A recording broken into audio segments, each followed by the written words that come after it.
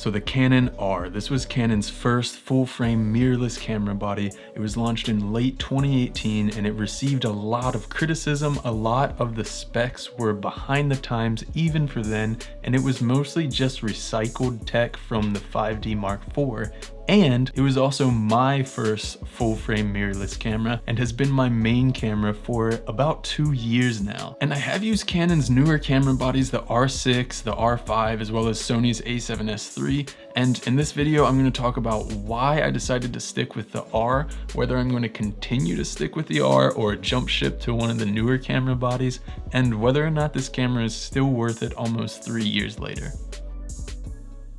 If you do want to see the full specs of this camera, I will link to the first review video that I did of the R, but for right now, I'm just going to go over the headlines. So it has a 30.3 megapixel sensor. For video, it can film 4K up to 30 frames per second, but with a 1.74 times crop. It can film 1080 full frame up to 60 frames per second, and it only has one single UHS 2 SD card slot.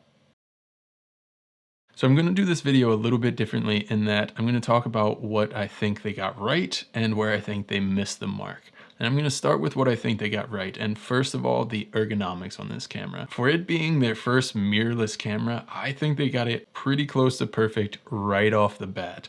You have still a lot of the comfort and ergonomics of the 5D series, but in a smaller and lighter package because it's a mirrorless camera. And kind of along those lines, the next thing I think they really got right was having a flip screen. And for those that don't remember, this was the first time that we got a flip screen on one of the more high-end camera bodies. The 5D series never had a flip screen, and I know there are still some people that aren't completely sold on the flip screen. I'm just gonna say that the flip screen is the most versatile option because you can just see it from more angles than any other style of screen. And if you just want to have a screen that's fixed at the back, you can still just flip the screen in and have that option as well. And luckily, the flip screens have become standard on cameras in the R series. And while we're talking about the subject of screens, I want to talk about the resolution of the EVF and the screen, which I think they've really nailed. Both of them are really nice to use. At the time, the EVF was the highest resolution EVF on the market. And even today, there's still really nice EVF and screen combination that you can use to shoot with. Overall, ergonomically, again, I think this was a great first try into the mirrorless camera market. It's still fun to shoot with, and I think that's important because grabbing this camera just makes me want to shoot. The next thing I think they got right was photography in this camera, and here's where the complaint of having recycled tech from the 5D Mark IV is actually a positive in my view, because the sensor in the 5D Mark IV and in the R is a beautiful image sensor. And in the R, not only do you have the 5D Mark IV sensor, but you also have an updated processor, which means that low light performance in the R is actually even slightly better than the 5D Mark IV. And while the low light performance is not as good as the current best low light performer, which in my opinion is the R6, it's still really solid and will have no problem shooting at ISO values that you're realistically going to shoot at. I've shot at 10,000 ISO even for client work and have been completely happy with the images coming off of the R. And while I would not shoot at 50,000 ISO on the R, I wouldn't shoot at 50,000 ISO anyway. So in realistic low light shooting situations, I think the low light performance on the R is actually really good. I also think this 30 megapixel sensor is a great compromise because by modern standards, it's definitely not a high resolution camera, but 30 megapixels is plenty for doing work like printing large, or if you're compositing photos in post or editorial work.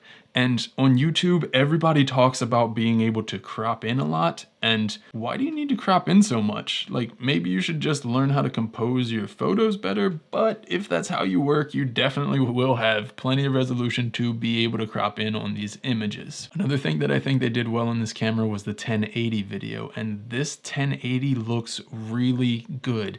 And it is 8-bit, which was the standard at the time, but it is solid quality 8-bit footage. And with the all-eye options in this camera, you can get 8-bit at a pretty high bit rate. The R does also have the option to film in C-Log to record more dynamic range. Now, it only has C-Log 1 and not C-Log 2 and 3, but remember, this is 8-bit footage that we're talking about, and C-Log 2 and 3, the curves are a bit too aggressive for 8-bit footage, whereas C-Log actually works pretty well with 8-bit footage, so I think that's a pretty good compromise in this camera. Now, this camera does have the option to film in 10-bit 422 externally and only in 4K, and it was actually the first full-frame mirrorless camera to offer this again at the time, and the quality on this 4K 10-bit footage is really good. However, of course, that requires an external monitor, and it's only in 4K, and I'll talk about the 4K a little bit more later. But I do think that good 1080 is actually a better option for a lot of people because it allows for a faster workflow. You're not using up as much memory. And if most of your work or all of your work is going to YouTube and social media, the compression on those platforms makes it not really make sense to film in 4K anyway. If you have good 1080, filming in 1080, up-resing that and exporting to 4K is going to actually give you as much quality as you would probably see in the end on those platforms from 4K, or at least very close anyway, without using up all of the workflow time and the space on your hard drives. The next thing I think they got right, and I'm actually putting two things together here, firmware updates and autofocus, because when the camera was originally released, the autofocus was a little bit lackluster, but I think they did a really good job in bringing out firmware updates for this camera, and since this camera, Canon has done a lot better with firmware updates that address issues and problems that they've had with some of their cameras. And since those firmware updates, the R has one of the best autofocus performance of any of the cameras around its time. Now, this autofocus doesn't keep up with the modern R5 and R6 and Sony a7S III and A1 autofocus, but outside of sports and action, I really don't think it's going to hold anybody back. The next thing that I think they really got right in this camera is how they handled switching between modes, video and photo, and custom modes, because they controversially kind of got rid of the mode dial that you have on most cameras, and instead you do it with a series of 3 buttons. And I think that is by far a better way to do it. At first, I wasn't sure how I felt about it. Honestly, I thought I was gonna miss the mode dial, but I do not at all. It's way faster, way easier, way more intuitive. You can switch modes while you're looking through the viewfinder, or while you're looking at the screen on the back of your camera, or for that matter, while you're looking at the LCD on top of the camera that kind of replace where the mode dial has gone on some of the other cameras. And with a mode dial, you're limited in a few ways. First of all, you're limited with the amount of modes that you can put on there by the size and clicks that are on the dial.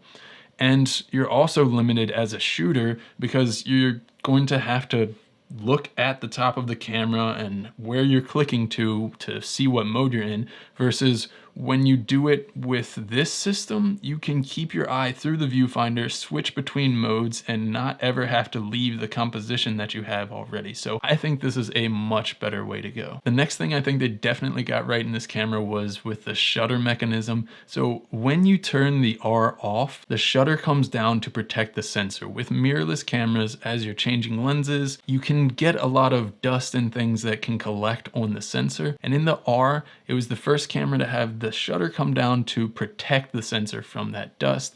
And now this is becoming more standard on mirrorless cameras, and I think it works really well. And the last thing is the thing that I think they got the most right, and that is the RF mount. And because of the flange back distance and the size and the way the RF mount was designed, it allows for some really cool options in new optical designs and lenses. And they have already put out some really cool lenses for the RF mount. And not only that, you can also use the adapters to use your old EF and EFS lenses, or buy new EF and EFS lenses that are going to actually work natively on RF mount cameras. And so with all of the new RF options combined with all of the EF and EFS options, you have just a ton of options for really great lenses to use with these cameras. Okay, so now to the things where I think they missed the mark. And the biggest miss, and the one that everybody tends to focus on, is in video, the 4K is cropped, 1.74 times crop. And first of all, that's definitely not going to be a deal breaker for everybody, but it was behind the times even for 2018. And since then, there have been some possible solutions that have come out that can be used to kind of mitigate that crop. Like for instance, now we have the focal reducer adapter to use EF lenses and get a bit more of a wider view with that, but that's a really expensive solution. And at that point and that price that you get in for the R plus that focal reducer adapter, I would suggest you probably just go with the R6 if full frame 4K is a must for you, because then you're also going to get the option for 10-bit 4K and a lot of other video features that the R6 comes with as well. The next thing I think they missed, which is kind of a hit and miss at the same time, but it's the lack of in-body image stabilization in this camera.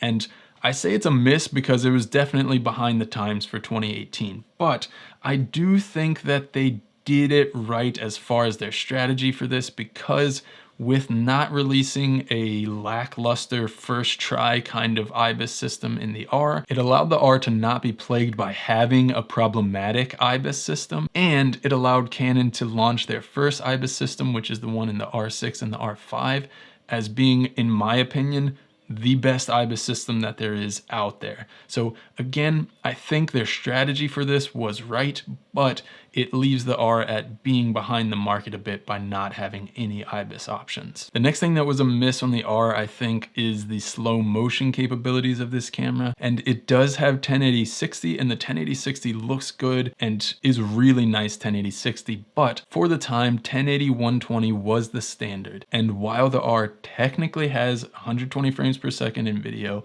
it's only at 720, which, to be fair, does look better than you probably think it does. However, again, definitely behind the market. And in that 720, 120 frames per second mode, we have no autofocus whatsoever, and that severely limits its usefulness. And I personally never use it and don't even typically consider the R to have 120 frames per second. Another thing I think they missed was the burst shooting mode, and there's a few different specs listed for the burst shooting mode, but realistically when using autofocus, it's about 5 frames per second, and that's way behind even where DSLRs were at the time, so definitely behind the market. And while it doesn't affect me, this is not a camera that I would recommend to action shooters. And the last thing I think they missed it on was only having one card slot. And this is going to be controversial because not everyone needs one card slot, and it's never been a big deal for me. But for those who do need 2 card slots,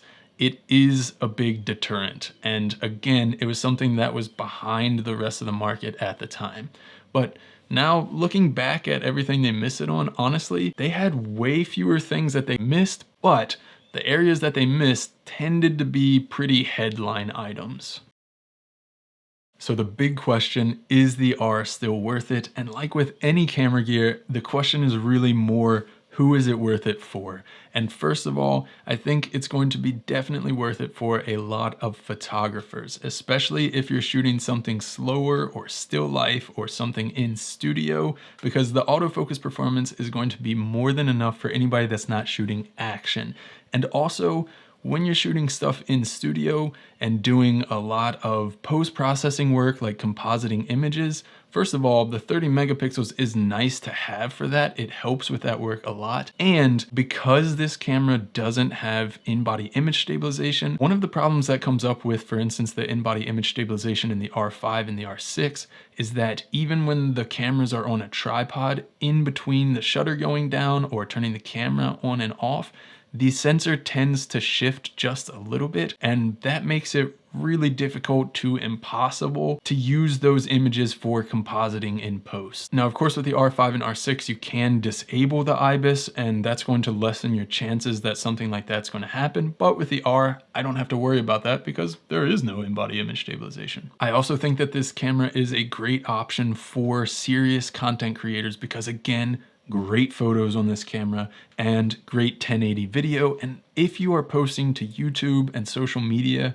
4K is pretty much a waste if you have access to good 1080, because good 1080, you're going to save a lot of space and time in your workflow, and you're not going to see any true advantage from filming in 4K and then having it compressed by those platforms anyway. So with the R's current pricing, I think it's a great value for this camera, and you could save yourself close to $1,000 or more by going with this camera and still getting great quality out of the camera. Now, if you are an action shooter, I would definitely suggest going with the R6 or the R5 or potentially the future R3. These cameras have much better tracking autofocus performance, and they have faster burst shooting modes in photos and much better options for shooting slow motion video. It's also not a full frame 4K video camera, so if you actually need that, this camera is not going to work for you. If this camera fits what you objectively need, I think it's a great value for a camera that's going to get you great quality. But if it doesn't fit what your needs are, then obviously it's not a good option and you're going to need to go with something else. So for me, am I going to continue using the R? And I will say that I am probably pretty soon going to add the R6 into my workflow, but I will definitely continue to use the R alongside the R6. Usually I work with two cameras anyway, and beyond that, I'll probably even continue to use the R as my main camera for in-studio work, especially if it's something where I'm on a tripod, because of the R's lack of in-body image stabilization and the fact that it has a little bit more resolution, and those are just both nice to have and be able to rely on in those situations. But anyway, I hope you enjoyed this video. If you did, give it a thumbs up. In the comments below, let me know. What do you think about this camera? Have you shot with the R before? Are you potentially looking into getting this camera or still using this camera? If you haven't yet, hit the subscribe button and then hit the bell icon so you can get notifications every time I post new videos on this channel. If you're interested in this camera or any of the other gear that I've talked about in the video, in the description below, I will have affiliate links. If you purchase through those links at no extra cost to you, you will help to support this channel so that I can continue to make videos for you guys. Thanks, see ya.